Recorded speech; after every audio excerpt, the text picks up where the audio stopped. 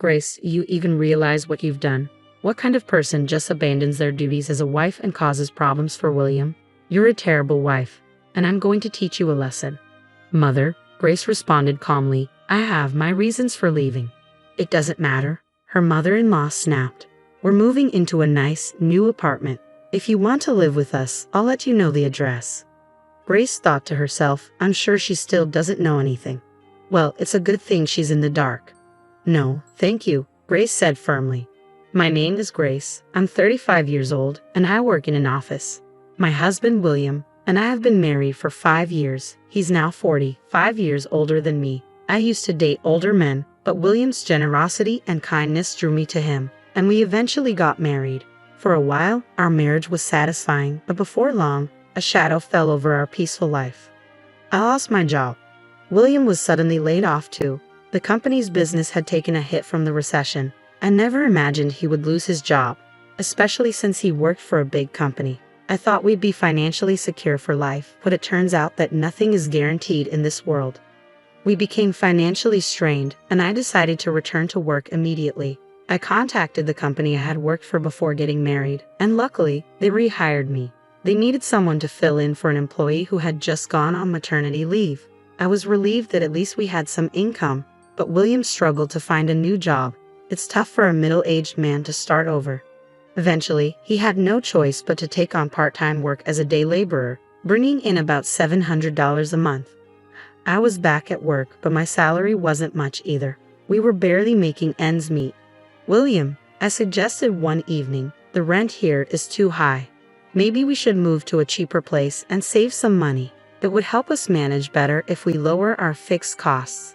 We had been living comfortably in a nice apartment thanks to William's previous high income, but now I thought it was time to face reality and find a more affordable place.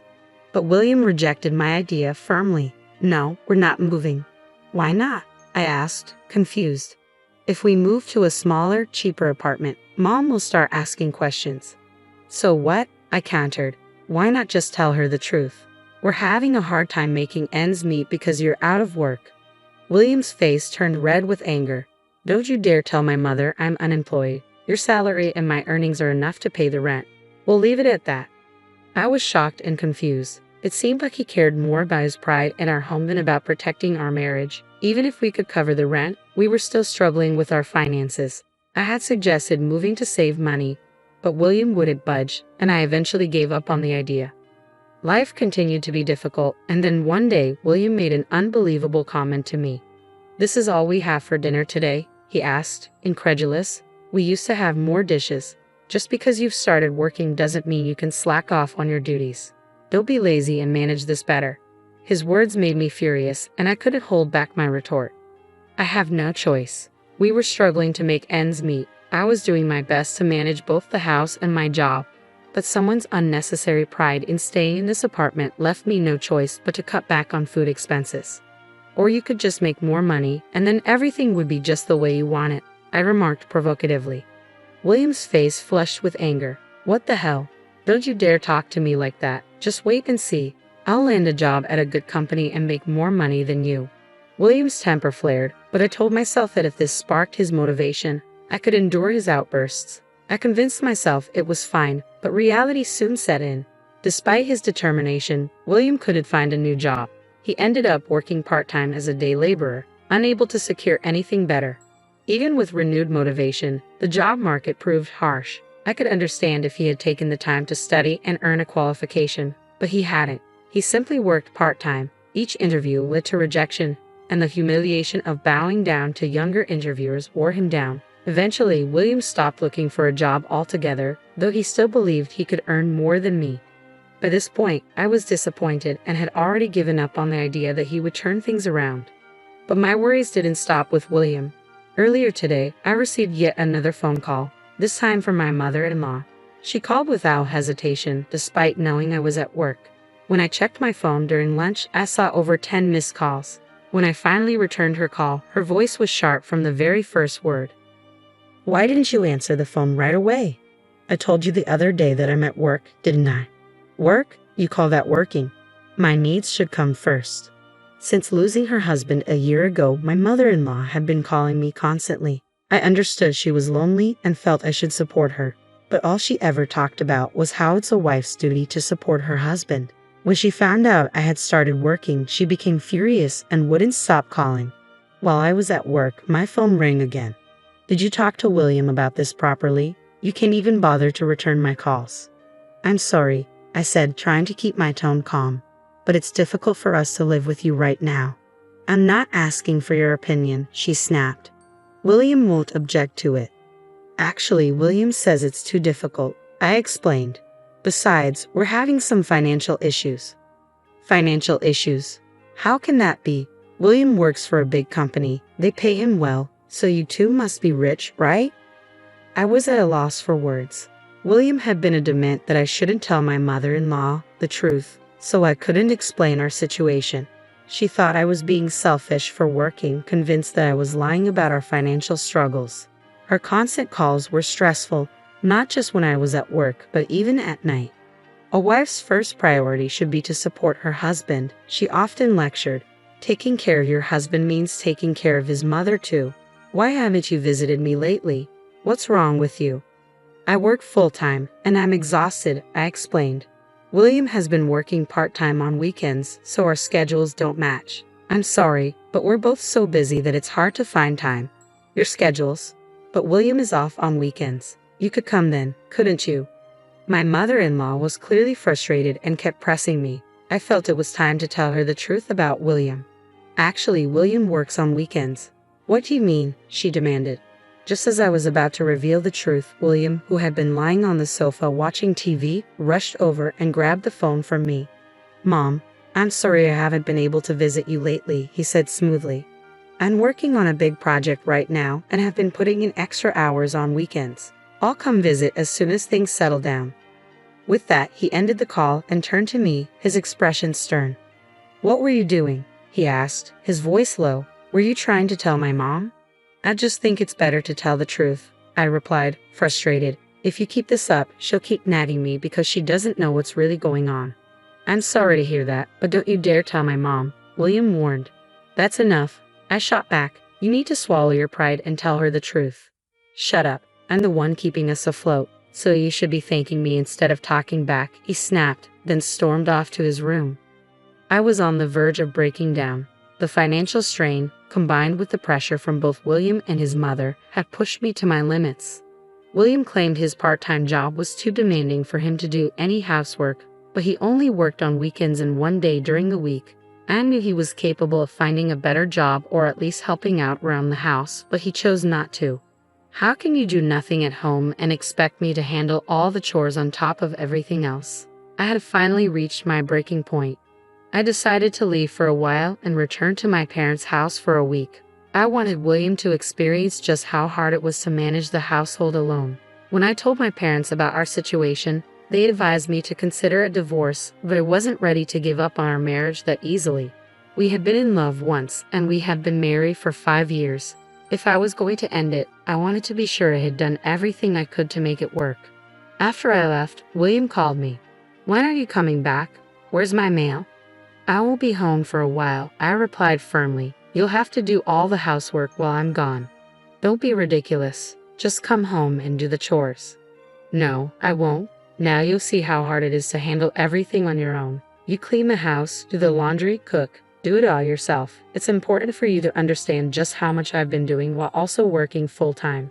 I ignored William's calls, deciding not to engage. Staying at my parents' house was a relief. For the first time in a long while, I shared the housework with my mom and dad. My mother would say, "You must be exhausted," as she served up home-cooked meals. I felt so grateful not having to do anything, with meals appearing as if by magic. I spent about a week at my parents' house, and honestly, I wanted to stay longer. But commuting from there to my office was challenging. It took an hour and a half each way. Eventually, I thought William must have realized by now how hard it was to manage the housework alone. So I decided it was time to return home. I was worried the house would be a mess, but when I walked in, I was surprised to find it cleaner than I expected. Still, something felt off. I had a sinking feeling and went straight to William's room. The closet was empty, his clothes and suitcases were gone. It hit me that he might have gone to his mother's place, so I called him. "What do you want now?" he answered, his tone cold. Where are you? I asked. I'm at my parents' house. You left right after I did, didn't you? I said, trying to make sense of it. That's right, he admitted. What did you expect? You shouldn't have left in the first place. I'm not going back to that house.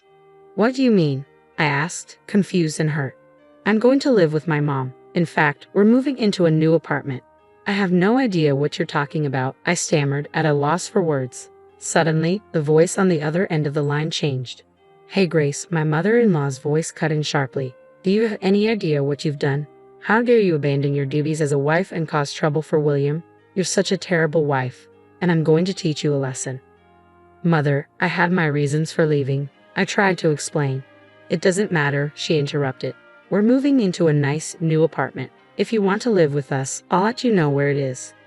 I realized she still had no idea what was really going on. This could work to my advantage, but I had to be firm. No, thank you. What? She asked, clearly shocked. I said no, I repeated. I'm not going. Are you serious?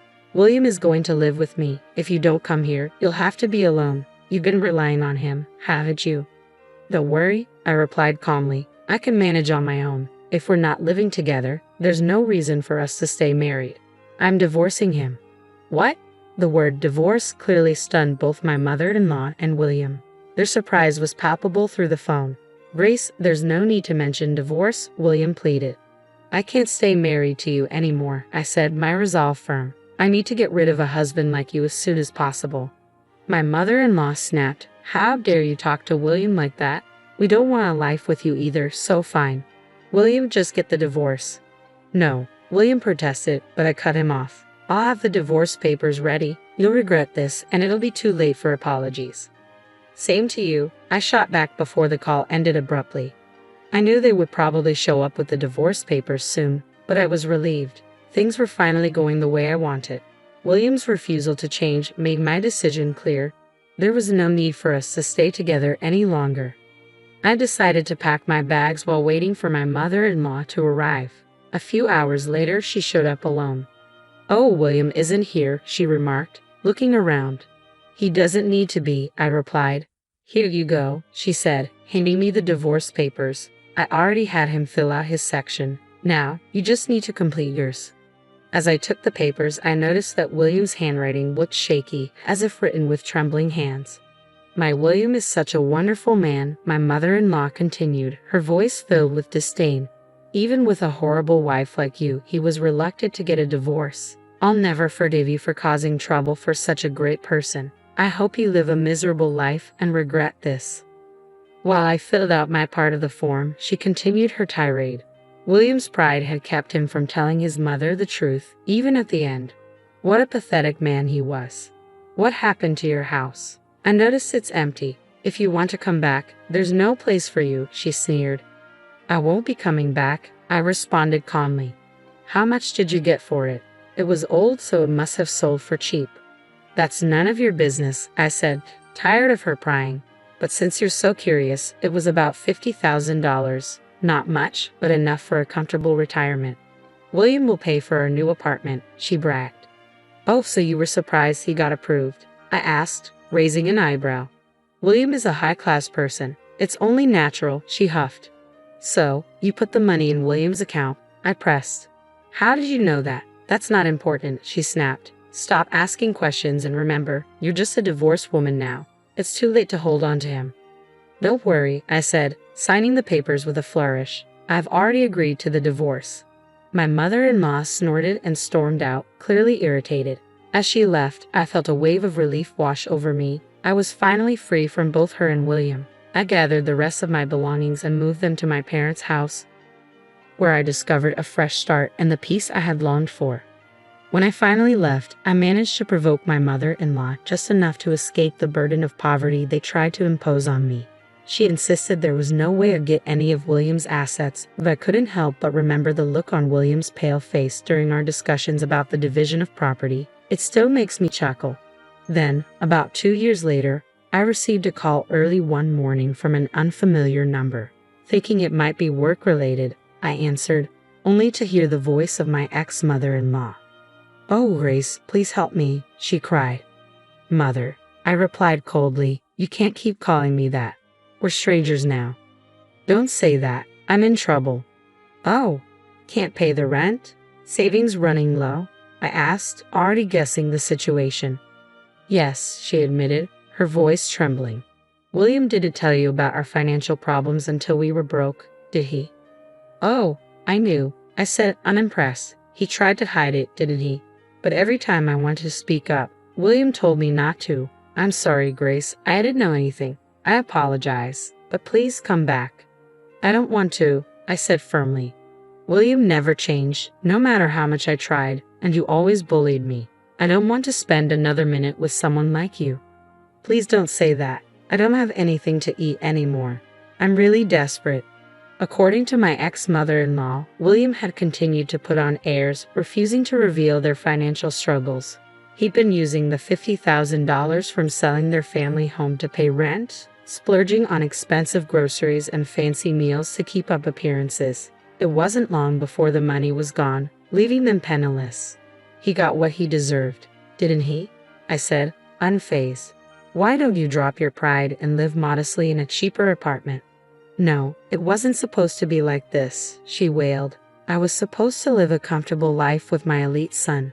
Her cries fell on deaf ears. I quietly hung up the phone and blocked her number, taking the extra step of getting a restraining order just in case. I had no interest in being their crutch anymore. They'd always leaned on someone else, whether parents or children, never learning to stand on their own. I, on the other hand, was determined to live independently. With that resolve, I got my life back on track, focusing on my own happiness and well-being. William and his mother could continue their unbalanced, delusional lives without me. I'm so glad Grace could sever ties with such toxic people. Now she's free to lead an independent life, and who knows, maybe she'll meet a wonderful man in the future. Let's wish her a happy life from now on. Thank you for watching until the end. Please subscribe to our channel if you enjoyed this story. See you in the next video.